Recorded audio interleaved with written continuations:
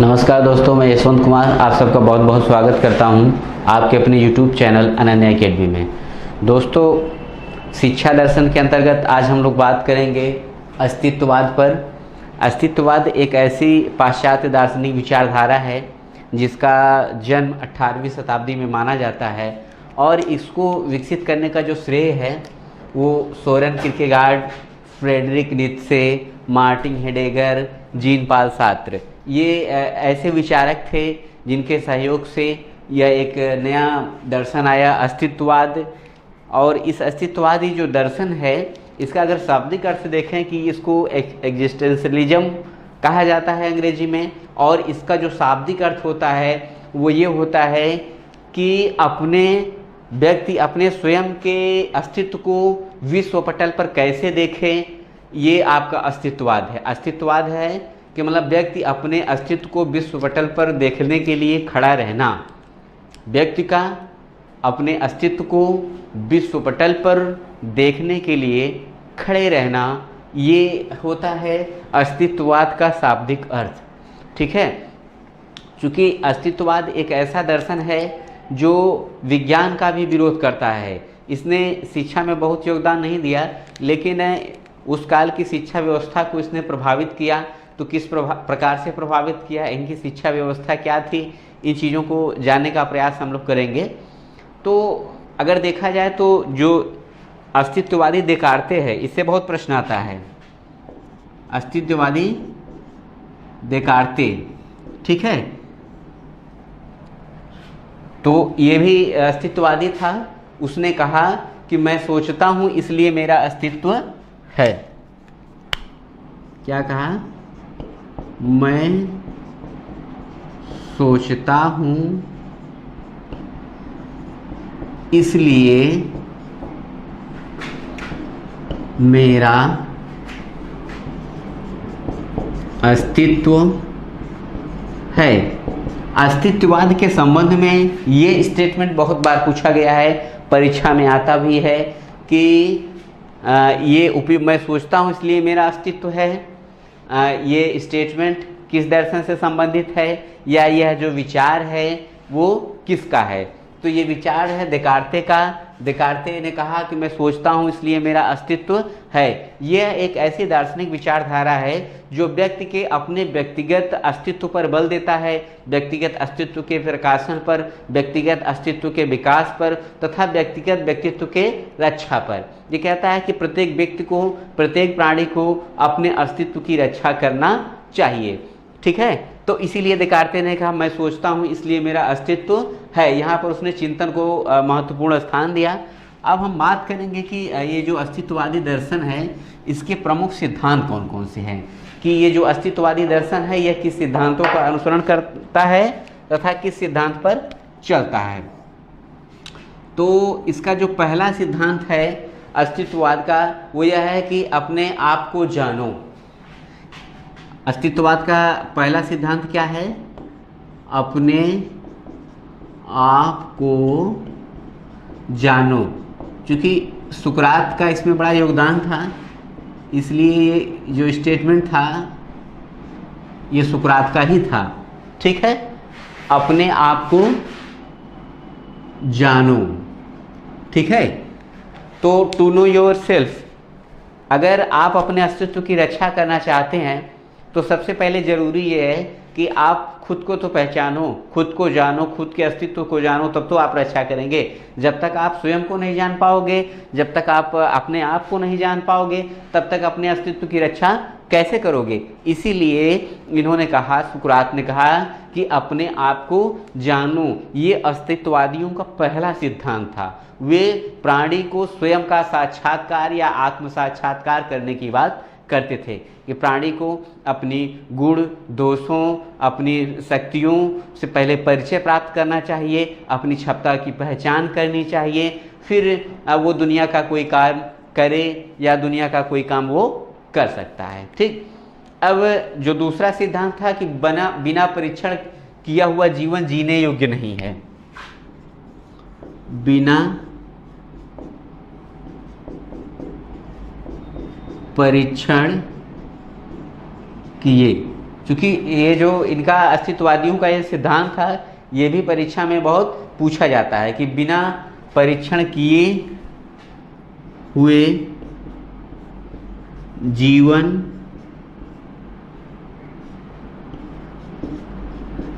जीने लायक नहीं है। अस्तित्ववादियों ने क्या कहा कि बिना परीक्षण किए हुए जीवन जीने लायक नहीं है। ये बात कई तरह के मैसेज देता है। एक तो ये मैसेज देता है कि ये प्रयोग पर बल देते थे, दूसरा मैसेज देता है कि ये अध्यात्म में भी विश्वास नहीं करते, ये तभी चीज़ों को सत्य मानते हैं जब प्रयोग के द्वारा उनके समक्ष आए। तो इसीलिए इन्होंने कहा कि एक ऐसा जीवन जिसका कोई परीक्षण ना किया गया हो, ऐसी कोई घटना, ऐसा कोई पदार्थ, किसी भी चीज़ में विश्वास नहीं करना चाहिए। इनके कहने का मतलब कि कोई भी चीज़ है जब तक प्रयोग की कसौटी पर कस करके उसका प्रत्यक्ष रूप से निरीक्षण ना कर लिया जाए, प्रत्यक्ष रूप से उसे अनुभव ना कर लिया जाए, तब तक किसी सत्य को सत्य स्वीकार नहीं किया जा सकता। ऐसा अस्तित्ववादियों का विचार था। ठीक है, अगली बात कहा कि आदमी ही सब कुछ है। आदमी ही सब कुछ है। क्योंकि देखिए, इन्होंने कहा कि आदमी ही सब कुछ है, इसको अस्तित्ववादी कार्ल जैस्पर ने कहा था। कार्ल जैस्पर, ठीक है। तो अस्तित्ववादी थे कार्ल जैस्पर्स, अस्तित्ववादी विचारधारा के समर्थक थे। उन्होंने कहा कि आदमी ही सब कुछ है, अर्थात इस संसार का जो कर्ता है, सब बनाने वाला है, वो मनुष्य है। क्योंकि ये जो ब्रह्मांड है पहले ऐसी ही अप्राकृतिक अवस्था में स्थित था, लेकिन जब मनुष्य आया तो उसने ही इस पृथ्वी पर विभिन्न प्रकार की चीज़ों का निर्माण किया। जो बड़े बड़े भवन हैं, बड़ी बड़ी चीज़ें हैं, सड़कें हैं, पुल हैं, घर है, मकान है, खेत है, खलिहान है, बड़े बड़े बगीचे हैं, उद्यान है, जो भी सारी चीज़ें हैं सांसारिक, इसने किसने बनाया? मनुष्य ने बनाया। इसीलिए इनका विचार था कि मनुष्य ही इस ब्रह्मांड में सब कुछ है, मनुष्य के अलावा कोई भी चीज़ नहीं है, या उसका अस्तित्व मनुष्य के बराबर नहीं है। मानव की मूल दशा निराशा है। मानव की मूल दशा निराशा है। यही बहुत चिरपरिचित स्टेटमेंट है, मानव की मूल दशा निराशा है। ठीक है, ये भी कहा था किरकेगार्ड ने। किरकेगार्ड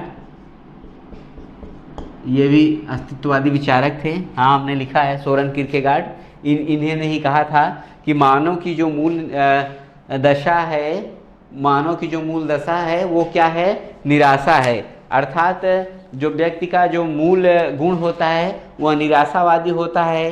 निराशा से ग्रसित होने के बाद किसी चीज़ को पाने का वो प्रयत्न करता है। ठीक है, और इसने कहा कि ईश्वर की मृत्यु हो गई है। ये बहुत ही स्पेशल स्टेटमेंट है, ऐसा किसी दर्शन ने नहीं कहा है। किसी दर्शन ने ईश्वर के अस्तित्व को साकारा है या निराका है। ईश्वर की मृत्यु हो गई है और, ठीक है, ईश्वर की मृत्यु हो गई है और हमने उसे मार डाला, और हमने उसे मार डाला। ठीक है, अस्तित्ववादियों का ये जो विचार था वो कौन था? नीत्शे था।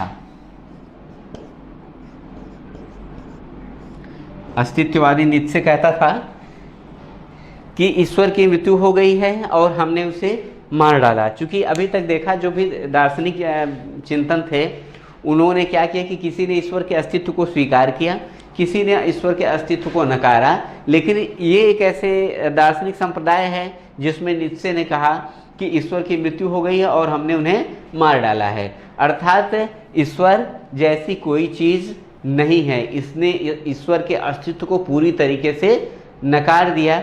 इसीलिए ये जो स्टेटमेंट है, ये जो इनका सिद्धांत है, यह एक व्यंग है कि ईश्वर की मृत्यु हो गई, मैंने उन्हें मार डाला है, अब आज से ईश्वर नहीं है। अर्थात जब से ये अस्तित्ववादी दर्शन विचारधारा आई है, उसके बाद से ईश्वर का अस्तित्व समाप्त होता है, इस बात की इन्होंने घोषणा किया। फिर अगला नीत्शे ने कहा कि खतरनाक ढंग से जियो, खतरनाक ढंग से जियो। ये भी आपका बोलता है नीत्शे। नीत्शे बोलता था कि खतरनाक ढंग से जियो, मानी मनुष्य को किसी चीज़ से डरना नहीं चाहिए, जो चीज़ उसे पसंद हो, जो कार्य उसे पसंद हो, जीवन एक बार मिलता है, इसलिए उसे अपने जीवन का आनंद लेना चाहिए। इसी संदर्भ में उसने कहा कि खतरनाक तरीके से जियो। ठीक है, ये मानव जीवन को खुल के जीने की बात कर रहे हैं। जीवन स्वयं में तथा स्वयं के लिए है। जीवन स्वयं में तथा स्वयं के लिए, यह एक ऐसा सिद्धांत है जो काफ़ी कुछ अस्तित्ववाद को स्पष्ट करता है। कह रहा है कि जीवन स्वयं में तथा स्वयं के लिए, इसका ये मतलब ये हुआ कि ये जीवन किसी का नहीं है, जीवन स्वयं मनुष्य के है और इसे स्वयं के लिए जीना चाहिए। ठीक है, इसका जैसे भी कुछ दर्शन है बताते हैं कि आत्मा परमात्मा की प्राप्ति के लिए, ईश्वर की प्राप्ति के लिए, मोक्ष की प्राप्ति के लिए हमें इस प्रकार से जीवन व्यतीत करना चाहिए ताकि हम आगे चलकर हमने जीवन के अंतिम उद्देश्य या मोक्ष को प्राप्त कर सकें। तो ये उसी चीज़ के विरोध में किया है कि जीवन स्वयं में तथा स्वयं के लिए, ये खुद का जीवन है और खुद के लिए है, इसलिए आत्मा परमात्मा के चक्कर में परेशान न रहिए, बल्कि अपने लिए जिए। किसी अदृश्य बात के लिए, कोई ऐसी झूठी बात है जो वाकई संसार में उसकी अस्तित्व ही नहीं है, ऐसी चीज़ के लिए आप क्यों जी रहे हो, ऐसा नीत्शे का मानना था। इसीलिए उसने कहा जीवन स्वयं में तथा जीवन स्वयं के लिए, अर्थात ये जीवन आपका खुद का है और आप इसे खुद के लिए जिए। ये अस्तित्ववादी नीत्शे कहता था। फिर कहता था कि वैयक्तिक मूल्यों को महत्व। ठीक है, इसने वैयक्तिक मूल्यों को महत्व दिया। फिर कहा कि मनुष्य एक चुनने वाला अभिकरण है, man is a choosing agency.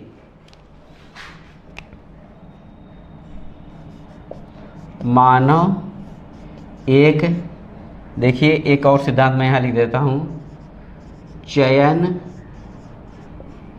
करने वाला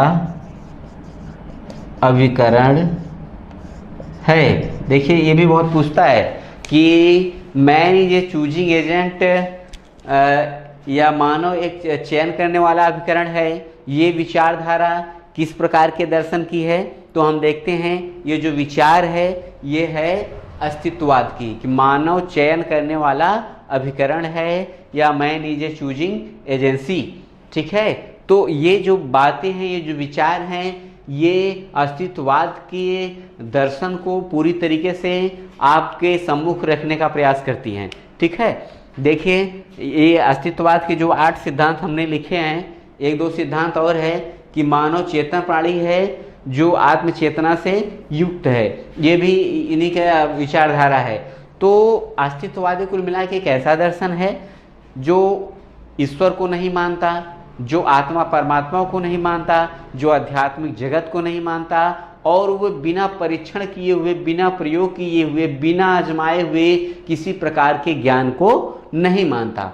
ठीक है, ये हम संक्षेप में कह सकते हैं कि अस्तित्ववादी एक इस तरह की विचारधारा है जो मानव के व्यक्तिगत अस्तित्व की रक्षा की बात करता है। ठीक है, नीत्शे, किरकेगार्ड, कार्ल जस्पर, सुकरात, इनके जो भी स्टेटमेंट्स हैं वो सारे स्टेटमेंट का संबंध जो है इसी तरफ इशारा करते हैं। ठीक है, ये तो हुआ कि अस्तित्ववाद के प्रमुख सिद्धांत कौन कौन से हैं।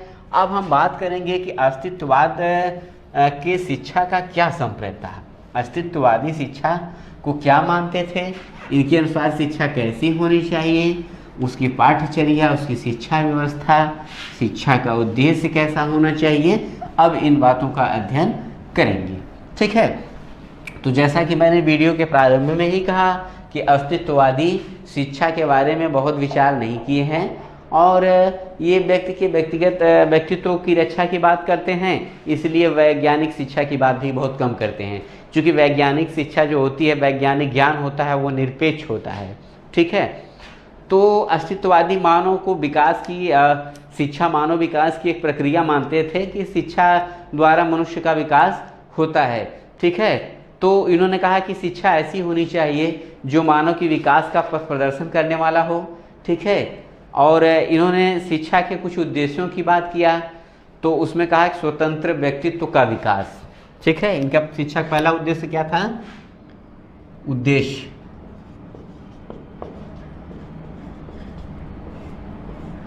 तो मानव के स्वतंत्र व्यक्तित्व का विकास। देखिए ये क्या था, ये इनका मानव के स्वतंत्र व्यक्तित्व का विकास, ये इनके शिक्षा का पहला उद्देश्य था। इनका मानना था कि जो मनुष्य है उसका जो विकास है उसके व्यक्तित्व का, वो स्वतंत्र रूप से होना चाहिए। ऐसी कोई सिमिलरिटी नहीं होनी चाहिए, ऐसा कोई पहले से फॉर्मेट नहीं बना होना चाहिए कि हाँ इसी के अकॉर्डिंग इनका पर्सनालिटी डेवलप करना है। नहीं, बच्चा जैसे है, जिस तरीके से है, उसके व्यक्तित्व का विकास उसी तरीके से करना चाहिए। दूसरी बात इन्होंने कहा कि स्वतंत्र व्यक्तित्व के विकास के बल की बात किया। फिर इन्होंने कहा कि व्यक्तिगत गुणों व मूल्यों को महत्व, व्यक्तिगत गुणों व मूल्यों को महत्व। ठीक है, व्यक्तिगत गुणों व मूल्यों का महत्व, इसका मतलब ये हुआ कि जो व्यक्ति है वो उसके व्यक्तिगत गुणों और मूल्यों को महत्व दिया जाना चाहिए। शिक्षा में महत्व दिया जाने का तात्पर्य ये हुआ कि शिक्षा द्वारा व्यक्ति के खुद उसके व्यक्तिगत जो गुण हैं, उसने जो खुद व्यक्तिगत मूल्यों की निर्माण किया है, उसके उन्हीं मूल्यों का विकास, उसके उन्हीं पर्सनल गुणों का डेवलपमेंट करना चाहिए शिक्षा द्वारा। और मानव जो प्रकृति है वो हर व्यक्ति की अलग अलग होती है, इसीलिए उसके प्रकृति के अनुसार उसका विकास किया जाना चाहिए। वास्तविक जीवन हेतु तैयारी, अगली बात ये करते हैं, वास्तविक जीवन हेतु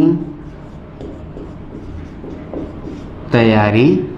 ठीक है, वास्तविक जीवन हेतु तैयारी का मतलब ये हुआ दोस्तों कि ऐसी शिक्षा नहीं होनी चाहिए कि जो बिल्कुल किताबी ज्ञान हो, सैद्धांतिक हो, वास्तविक जीवन से कोई उसका संबंध ना हो। अस्तित्ववादियों का मानना था कि शिक्षा ऐसी होनी चाहिए जिसका संबंध बालक या व्यक्ति के वास्तविक जीवन से हो, तभी वह अपने अस्तित्व की रक्षा कर पाएगा। तो अब अगला है मानव में अहम व अभिलाषा का विकास करना। ये अपने आप में बिल्कुल अन्य दर्शनों से अलग करता है इनकी ये विचारधारा। ये कह रहे हैं कि आपकी शिक्षा ऐसी होनी चाहिए जो मनुष्यों में, मानव में अहम और अभिलाषा का विकास करे। अहम का विकास करेगा तभी तो वो अपने अस्तित्व की रक्षा करेगा, और अभिलाषा का विकास करेगा तभी उसके अंदर आगे बढ़ करके कुछ कार्य करने की इच्छा होगी। तो इसलिए कुल मिला के अगर कहा जाए कि अस्तित्ववादियों ने बालक के व्यक्तित्व की, व्यक्तिगत व्यक्तित्व के विकास की बात वो बहुत कर रहा है, क्योंकि इनका अस्तित्ववाद का जो मेन कॉन्सेप्ट है वो यही है कि आपके अपने अस्तित्व की रक्षा करना। तो जब आप अपने अस्तित्व की रक्षा करेंगे तो उसके लिए जब तभी ऐसा हो पाएगा जब आपके व्यक्तिगत अहम को महत्व दिया जाए। तो तो जब व्यक्ति के व्यक्तित्व के व्यक्तिगत अहम, उनकी अभिलाषा और उनकी इच्छा, उनकी प्रकृति, उनके गुण, उनके द्वारा विकसित किए गए मूल्य आदि का जब विकास किया जाएगा तभी व्यक्ति के व्यक्तिगत अस्तित्व की रक्षा की बात की जा सकती है। अब फिर कहते हैं कि व्यक्तिगत निर्णय लेने की क्षमता का विकास। अगला इनका क्या सिद्धांत है, वो शिक्षा का उद्देश्य कि व्यक्तिगत निर्णय लेने की क्षमता का विकास। ठीक है, व्यक्तिगत निर्णय लेने की क्षमता के विकास का तात्पर्य ये हुआ कि एक ऐसा शिक्षा व्यवस्था चाहते थे कि जो बच्चों को आत्मनिर्भर बनाएं, वो अपने अनुसार अपने अस्तित्व की रक्षा के लिए अपना व्यक्तिगत निर्णय लें। अगर वे अपना व्यक्तिगत निर्णय लेने के योग्य नहीं होंगे तो फिर अपने अस्तित्व की रक्षा नहीं कर पाएंगे। इसीलिए शिक्षा ऐसी हो जो उनको व्यक्तिगत निर्णय लेने के लिए तैयार करे ताकि वे अपने अस्तित्व की रक्षा कर सकें। ठीक है, व्यक्तिगत निर्णय लेने की क्षमता का विकास करना इनके शिक्षा का प्रमुख उद्देश्य होना चाहिए। फिर अगली बात अस्तित्ववादी बोलते हैं कि बालक को स्वयं में समझने की योग्यता का विकास। ठीक है, बालक को स्वयं की योग्यता को समझने की क्षमता का विकास। क्योंकि अस्तित्ववादी कहते थे ना कि स्वयं को जानो, अस्तित्ववादी जो सुकरात था उसका स्टेटमेंट था कि स्वयं को जानो। तो यही कहा कि स्वयं की योग्यता को समझने की क्षमता का विकास करना चाहिए।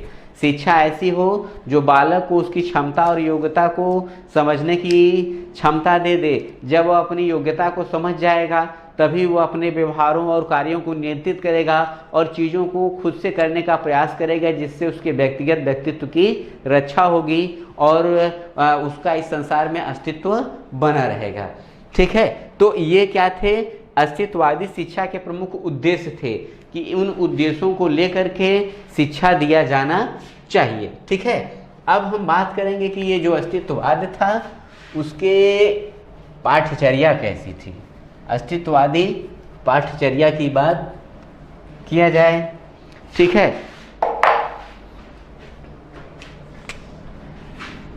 अस्तित्ववाद की पाठ्यचर्या। ठीक है, तो देखिए अस्तित्ववाद की जो पाठ्यचर्या की अगर हम बात करते हैं तो यह एक ऐसा दर्शन है जो बालक में व्यक्तिगत व्यक्तित्व का विकास करे, उसके व्यक्तित्व की रक्षा करे। तो जाहिर सी बात है कि ये विज्ञान की शिक्षा के पक्षधर नहीं थे, क्योंकि इसमें यूनिफॉर्मिटी होती है। कोई एक सिद्धांत से त्वरण का नियम जो आज यहाँ है, गति का नियम है, न्यूटन का जो नियम है वो जो यहाँ इंडिया में पढ़ाया जाता है वही अमेरिका, इंग्लैंड, चाइना हर जगह पढ़ाया जाता है। तो इनका मानना था कि देखो विज्ञान तो सिर्फ एक ही बात की शिक्षा देता है, एक जैसा सबको बनाने की बात करता है, इसलिए हम लोग विज्ञान की शिक्षा के पक्षधर नहीं हैं। हम ऐसी शिक्षा के पक्षधर हैं जो बच्चों को अपने अपने अनुसार आगे बढ़ने की योग्यता, क्षमता के विकास की बात करता है, उनके अस्तित्व की रक्षा की बात करता है। फिर इनका मानना था कि शिक्षा में साहित्य, भूगोल, मनोविज्ञान, इतिहास आदि बातों की पाठ्यचर्या में महत्व दिया जाए, जिससे व्यक्ति अपने संप्रत्यय का विकास करे, खुद के अपने मूल्यों की रचना करे, खुद का उसका आत्मविश्वास की रक्षा हो और इस प्रकार से उसके अस्तित्व का निर्माण हो, उसके अस्तित्व उसके अनुसार उसे जाना जाए। ये इनके शिक्षा की पाठ्यचर्या थी। अब बात होती है इनके शिक्षा की। अस्तित्ववाद के अनुसार शिक्षक, तो ये देखिए ये शिक्षक को क्या मानते थे कि शिक्षक शिक्षा की प्रक्रिया का केंद्र बिंदु नहीं होता, बल्कि वह एक पथ प्रदर्शक होता है। और जिसको चाहिए कि बालक को उसके आत्मा का विकास या आत्म के विकास का अवसर दे, ताकि बच्चा अपनी स्वयं की जो प्रकृति है, अपने उसके जो स्वयं का अस्तित्व है, उसके अनुसार उसे विकसित होने का मौका मिले। ये शिक्षक से अपेक्षा करते थे। और फिर अब इनके छात्र कैसा होना चाहिए अस्तित्ववाद के अनुसार? तो अस्तित्ववादी कहते थे कि जो विद्यार्थी है उसमें मैं और तुम का संबंध होना चाहिए। मैं और तुम का ये आता है I and you relation. I and you, I and you relation कहाँ पे होता है? अस्तित्ववाद की शिक्षा में, मैं और तुम। इसका मतलब ये हुआ कि शिक्षक अपने अनुसार छात्रों को ना बनाए, ठीक है, ना छात्रों के अनुसार खुद बन जाए, बल्कि तुम हो, मैं हूँ, इस तरीके का रिलेशनशिप शिक्षक और छात्र के बीच होना चाहिए। ऐसा अस्तित्ववादियों का विचार था। ठीक है, अब बात करते हैं शिक्षण विधियों की। शिक्षण विधियाँ, तो जैसा कि आपको शुरू में ही इनके सिद्धांत में बताया गया है कि बिना प्रयोग किए हुए जीवन जीने योग्य नहीं है। अर्थात जब तक किसी चीज़ को परख न लो उसे आप सत्य मत मानिए। तो इन्होंने शिक्षण विधि में भी यही कार्य किया। उन्होंने कहा कि जो सामूहिक विधि होती है शिक्षा की वो सही नहीं होती, क्योंकि जब समूह में पढ़ाया जाता है तो एक जैसा सबको पढ़ाया जाता है, एक जैसा कॉन्सेप्ट सभी बच्चों का बनाया जाता है। तो बच्चे जब समूह में पढ़ेंगे तो उनका एक जैसा कॉन्सेप्ट हो जाएगा। जब एक जैसा कॉन्सेप्ट होगा तो उनका फिर स्वयं के अस्तित्व की क्या बात हुई? तो फिर उनका अपना स्वयं का कोई तो अस्तित्व रहेगा नहीं, जो होगा वो सब सामूहिक होगा। इसलिए कहते हैं कि व्यक्तिगत शिक्षा की बात हो, प्रयोग के द्वारा हो, प्रत्येक छात्र के लिए अलग अलग शिक्षक होने चाहिए।